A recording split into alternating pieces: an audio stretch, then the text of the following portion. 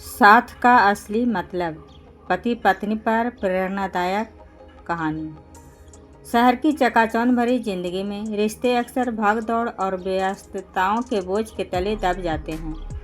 लोग अपनी जिम्मेदारियों में इतना उलझ जाते हैं कि उन्हें यह एहसास ही नहीं होता कि जिनके लिए वे मेहनत कर रहे हैं वही लोग उनसे दूर होते जा रहे हैं। और यही हुआ था आदित्य और संजना के साथ। दोनों की शादी को 5 साल हो चुके थे। शुरुआती दिनों में उनका रिश्ता किसी खूबसूरत कहानी जैसा था।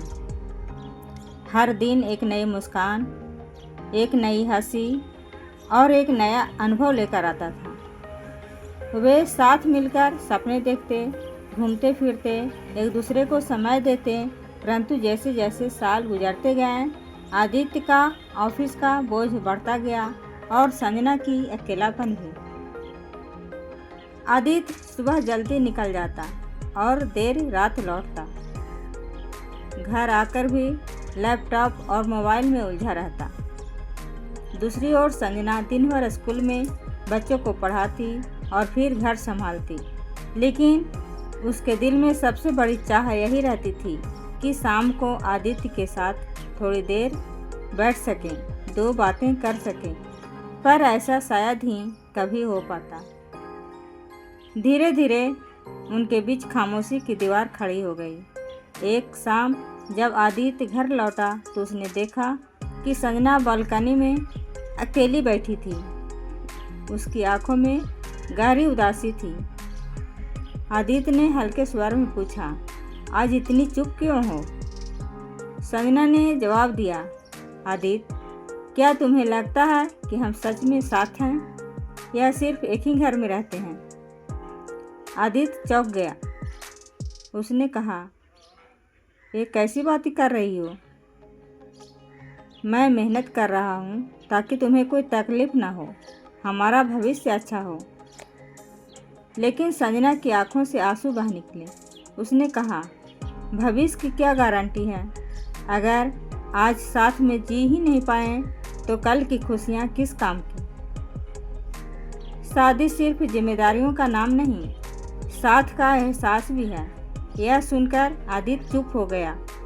वह सारी रात सोचता रहा और उसे एहसास हुआ कि सचमुच वह पैसे और करियर की दौड़ में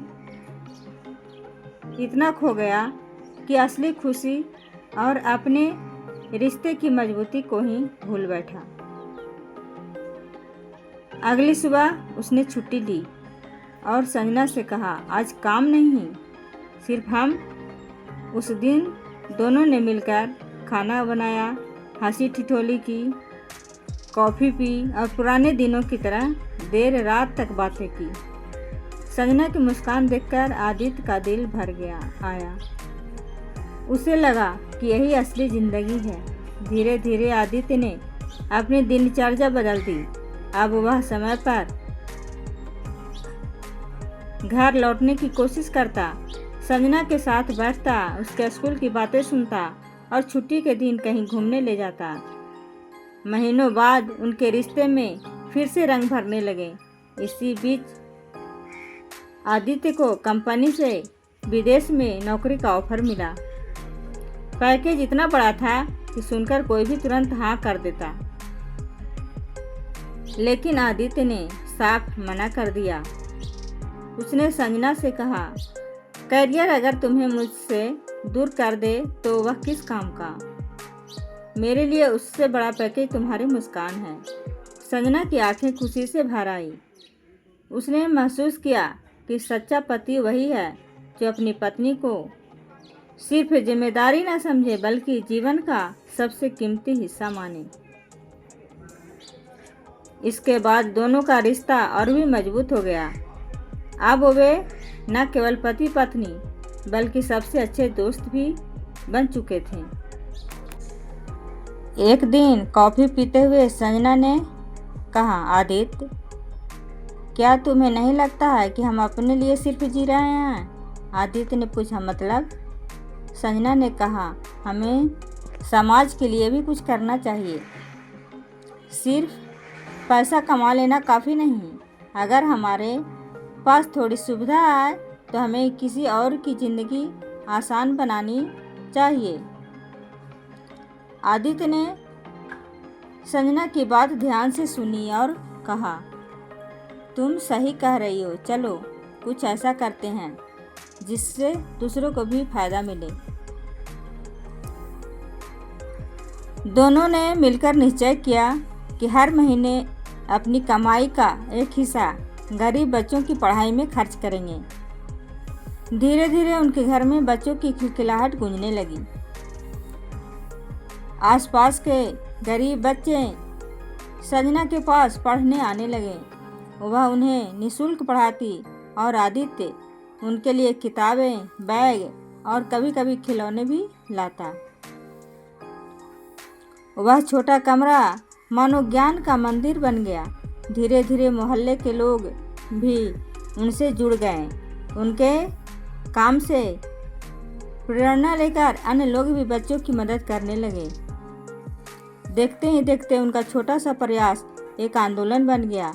इस बीच उन्हें कई चुनौतियां भी आई, कभी पैसों की कमी, कभी समय की तंगी, लेकिन दोनों ने मिलकर हर कठिनाई का सामना किया। कई बार आदित्य के ऑफिस का दबाव इतना बढ़ जाता कि वह थक जाता, लेकिन संजना उसका हौसला बढ़ाती और कहती, हम यह सब इसलिए कर रहे हैं ताकि किसी की ज़िंदगी में रोशनी आ सके। क्या तुम्हें याद है, तुम्हारी वह बात, भविष्य की कोई गारंटी नहीं, बस वर्तमान को जीना चाहिए। यही तो हम कर रहे हैं। और यह सुनकर आदित्य की थकान दूर हो जाती।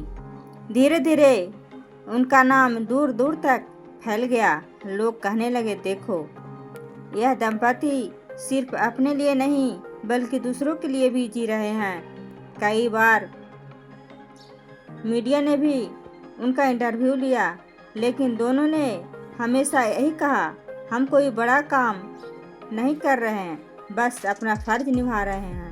हमें तो खुशी तब मिलती है जब किसी बच्चे की आंखों में सपने चमकते हैं। उनके इस कार्य ने उनके रिश्तों को और भी गहरा बना दिया। अब वे सिर्फ पति पत्नी नहीं बल्कि एक दूसरे के हमसफर थे, जो हर मुश्किल में साथ खड़े रहते। एक दिन आदित्य ने संजना से कहा, जानती हो, अगर मैंने उस विदेश वाली नौकरी के लिए हाँ कर दी होती तो शायद यह सब कभी न होता। हम दोनों के बीच का रिश्ता भी कमज़ोर हो गया होता। लेकिन आज मुझे लगता है कि मैं सबसे अमीर इंसान हूँ, क्योंकि मेरे पास तुम्हारा साथ है और उन बच्चों की मुस्कान है। संजना ने उसका हाथ पकड़कर कहा, यही तो असली संपत्ति है आदित्य, साथ, समझ और सेवा। जब तक ये तीनों है, जिंदगी कभी अधूरी नहीं होगी। इसके बाद उनका जीवन एक प्रेरणा बन गया और वे समाज में उदाहरण की तरह देखे जाने लगे। कई युवा दंपति उनसे प्रेरित होकर अपने रिश्तों में प्यार और सेवा का भाव लाने लगे। और इस तरह आदित्य और संजना ने साबित कर दिया कि शादी का असली मतलब सिर्फ जिम्मेदारियां नहीं बल्कि साथ, समझ, त्याग और सेवा है। और यही वह रोशनी है जो न सिर्फ उनके घर को बल्कि पूरे समाज को रोशन कर देती है। इस कहानी से यह सीख मिलती है कि पति पत्नी का रिश्ता सिर्फ जिम्मेदारियों का नाम नहीं बल्कि साथ, समझ और समय का मेल है।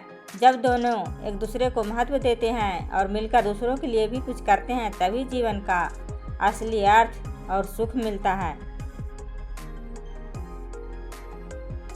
प्यार वही जो हर पल साथ निभाए, दुख की घड़ी में भी मुस्कान लुटाए। धन दौलत तो माया है क्षण भर की, सुख बसता है रिश्तों की नज़र में ही।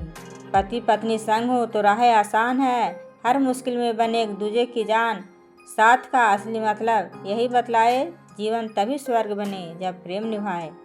अगर आपको यह कहानी दिल छू गई हो तो लाइक करें, शेयर करें और सब्सक्राइब ज़रूर करें। धन्यवाद।